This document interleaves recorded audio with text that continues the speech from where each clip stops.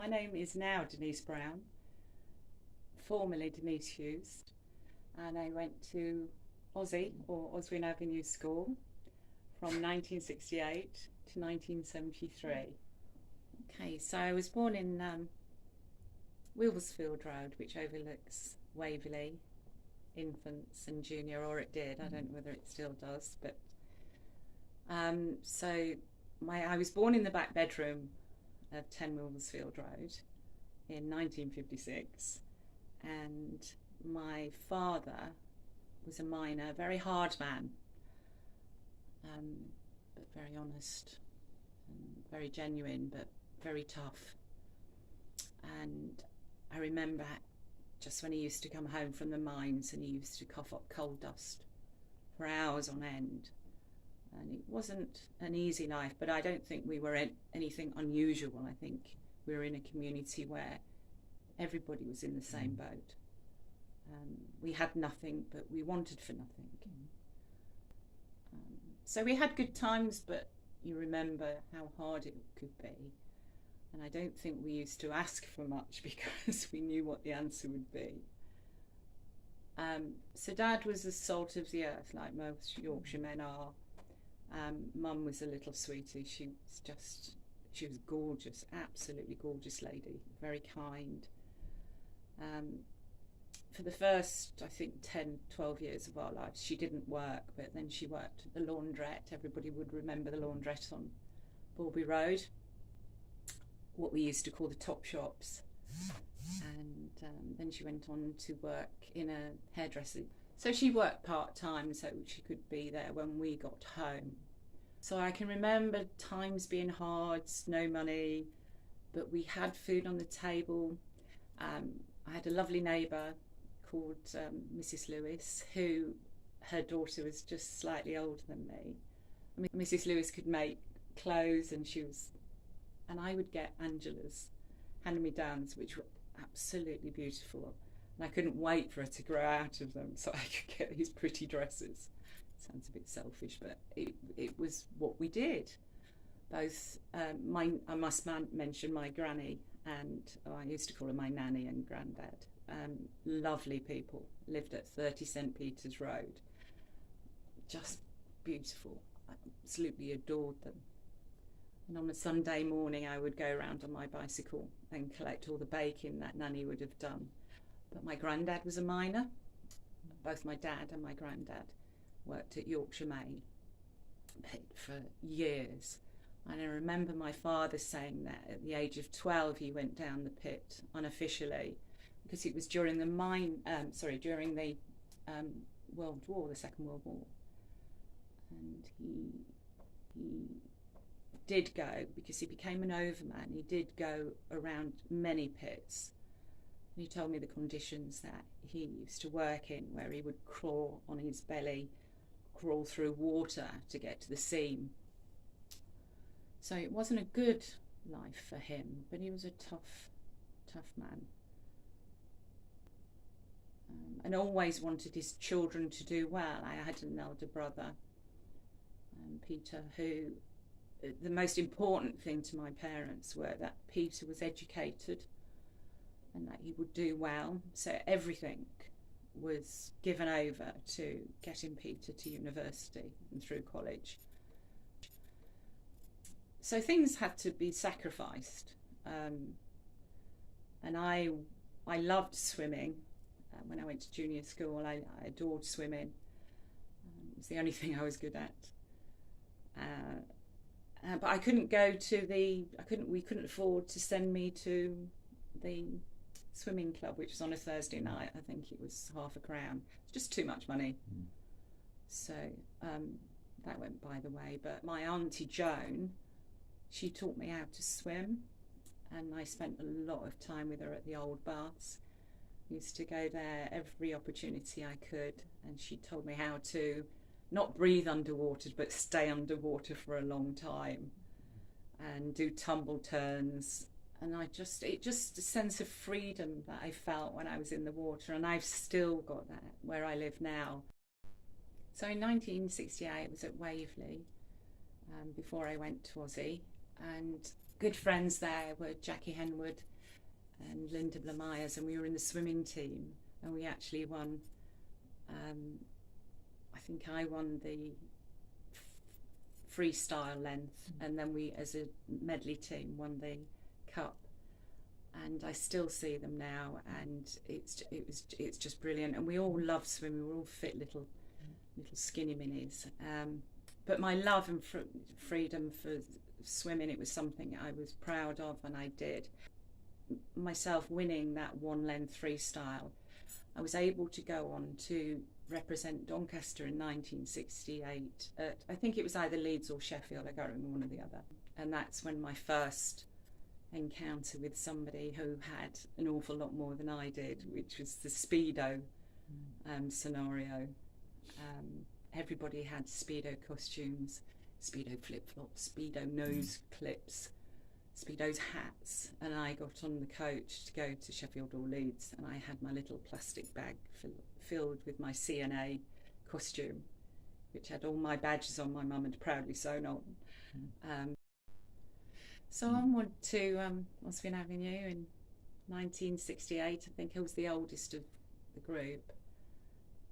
We'd heard stories about people having their heads flushed down the toilets, but it didn't happen. I felt comfortable there, I really did. The teachers were very kind. I was always described as a trier, but not quite making the mark. And I had my favourite subject. I still loved swimming. And needlework, very practical girl, cookery, and I absolutely adored art.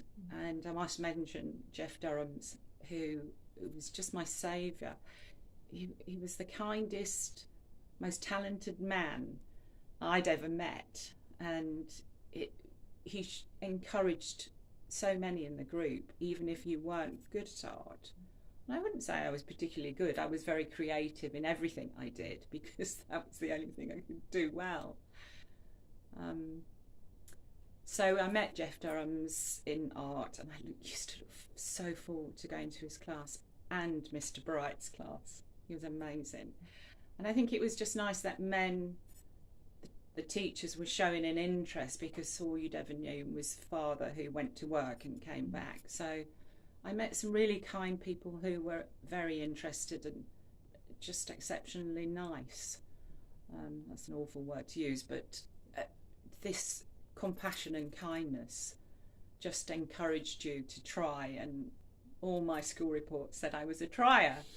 I haven't changed.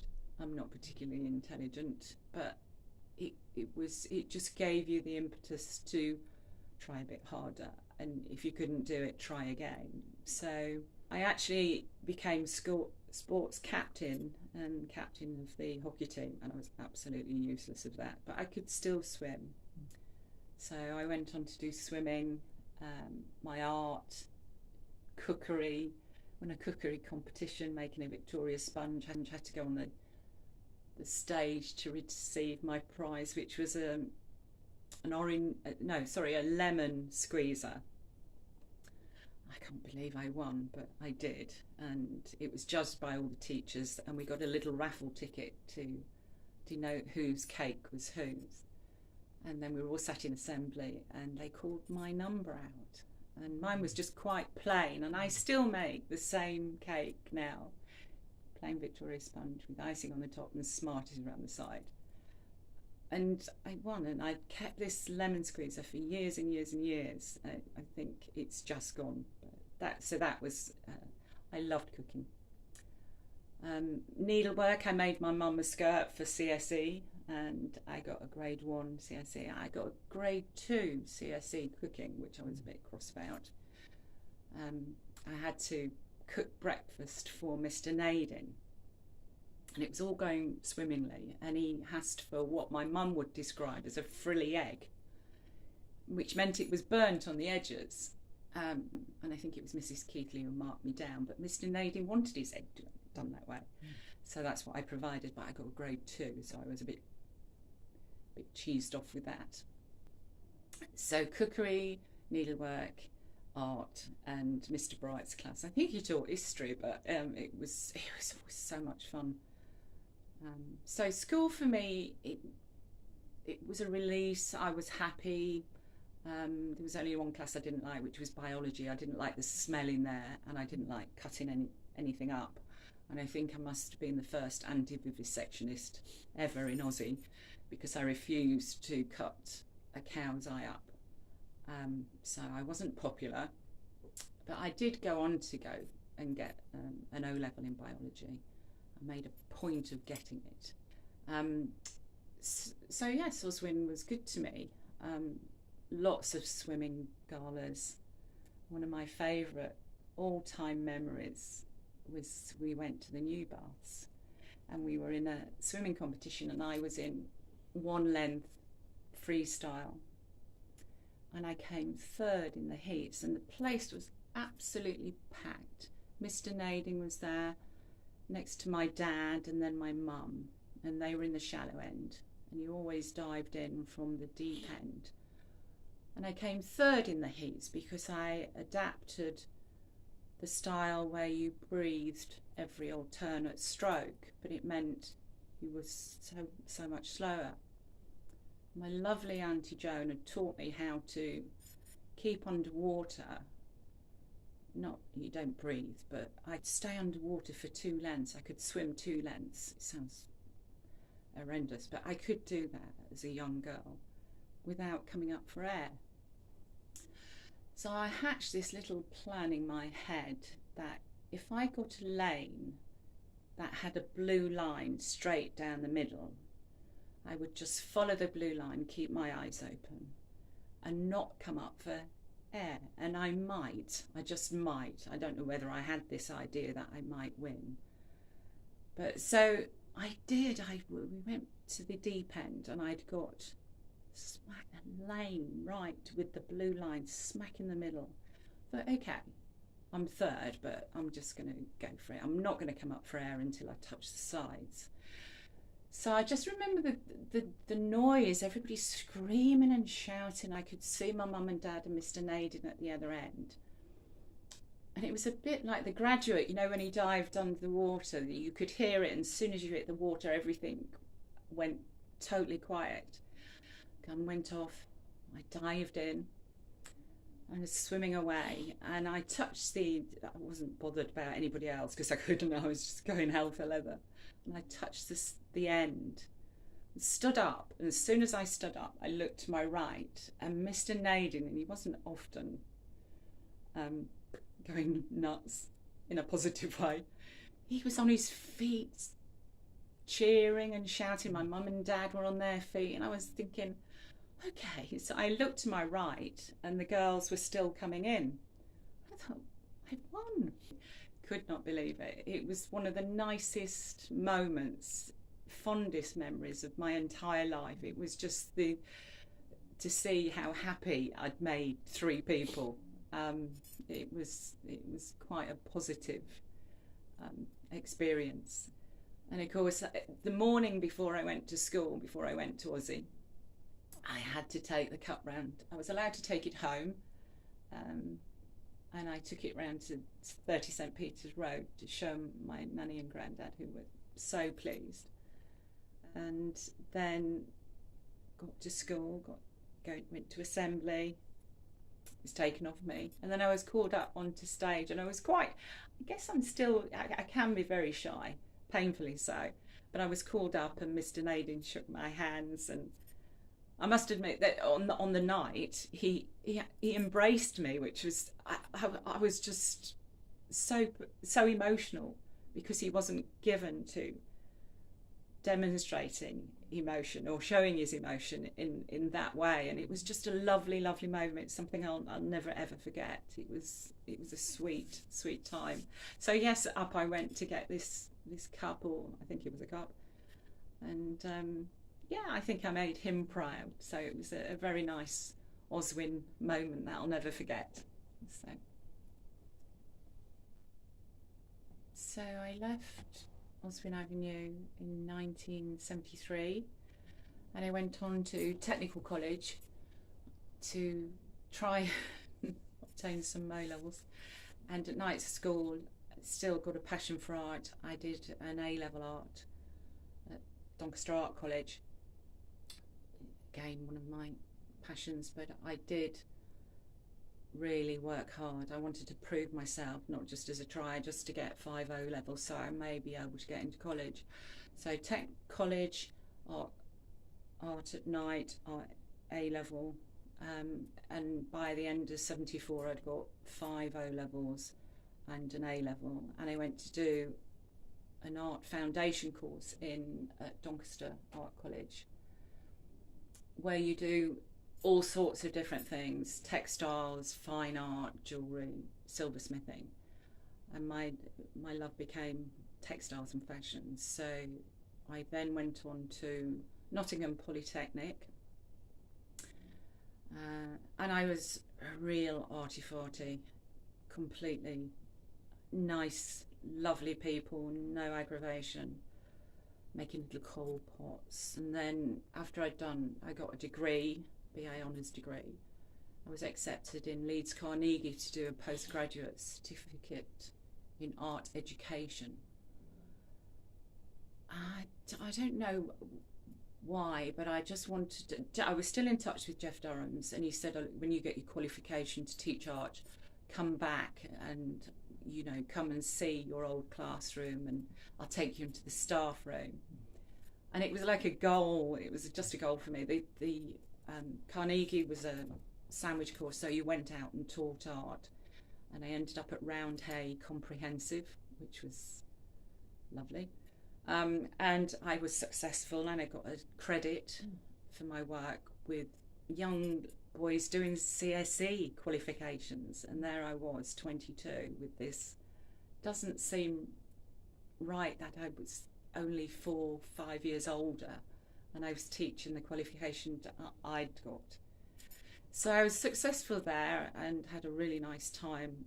I was just not away with the fairies, but I had plaited hair and beads, caftans, a bit of a hippie. And so I went back into Oswin Avenue with Geoff Durrans. I met him, and I ended up sitting in the staff room with all the other teachers and thinking, okay, I'm going to be an art teacher, which was a passion, a complete passion and a dream. And I'd been accepted on Ken Livingstone's Iliad's lifts down in London to find me a job teaching art, but I'd also applied for Don Valley High School, an art teacher position came up there.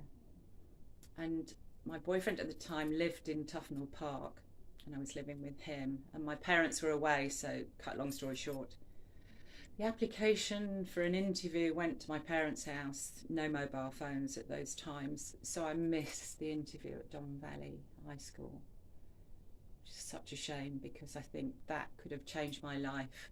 The path what I went on would have been so different.